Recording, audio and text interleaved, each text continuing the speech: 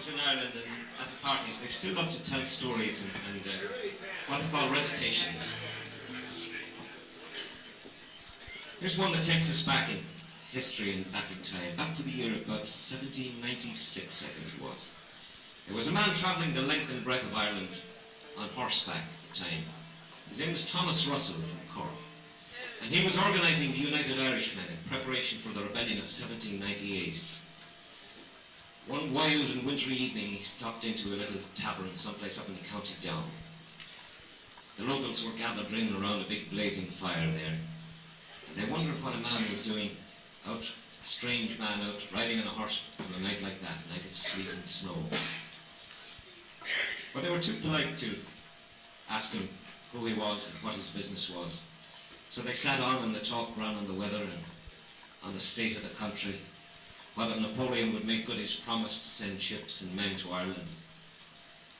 And in the morning the man was gone, but they talked to him for a long time afterwards. As I say, the recitation is still recited to this day. They call him simply the man from God knows where. In our town land on a night of snow, rode a man from God knows where, and none of us bid him stay nor go, nor deemed him friend, nor damned him foe.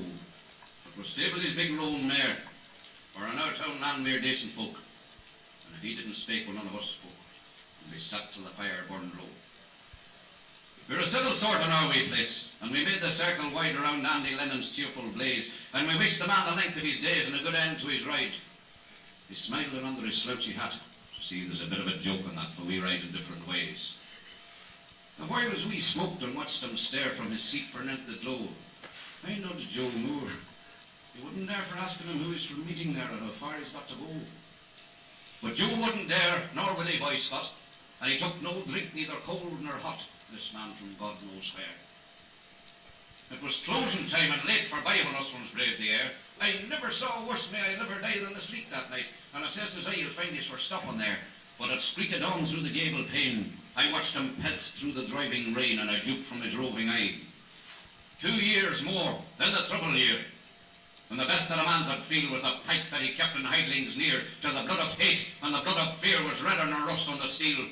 Us once quit from minding the farms, and take what we give with the weight of our arms from St. Feet to Kilkeel.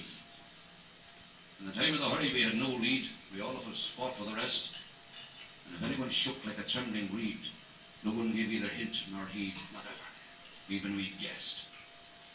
We men of the north had a word to say, and we said it then in our own dour way, and we spoke as we thought was best. All over Ulster, the women cried for the standing crops on the land, and many a sweetheart, and many a bride, would as liefer have gone to her if he had died, and mourned her lone by her man. But us ones weathered the thick of it, and often we'd wander along and sit in Andy side by side. What with discourse going to and fro, the night would be wearing thin, but never so late when you'd rise to go, but someone would say, "Do you mind yon snow and the man that come riding in?" And we'd be to fall to the talk again if by any chance he was one of them, this man that rode like the wind. It was getting past the heat of the year when I went to Newtown Fair. I sold as I could. The dealers were near. Only £3.8 for the any steer and nothing at all for the mare.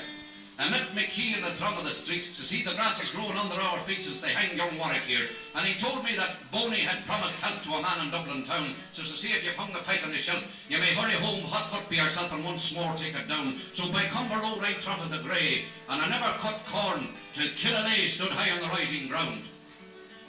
For a wheel of days, us ones waited to rise and go at it like men. But no French ship sailed into Cloughy Bay, and I got the dark news on a harvest day that the cause had been lost again. Joey and me and Willie Boy Scott, we all agreed we'd as lief as not have been found in the thick of the slain. At Downpatrick jail I was bound to fare on a day I remember. When I arrived in the prison square, the people were gathered in hundreds there, and you couldn't hear stir nor breath. And the soldiers were standing grim and tall around a scaffold built for an inch wall, and a man walked out for death. I was brave near the edge of the tomb, but I knowed his face again, and I knowed his set, and I knowed his walk and the sound of his strange up-country talk, for he spoke out brave and plain.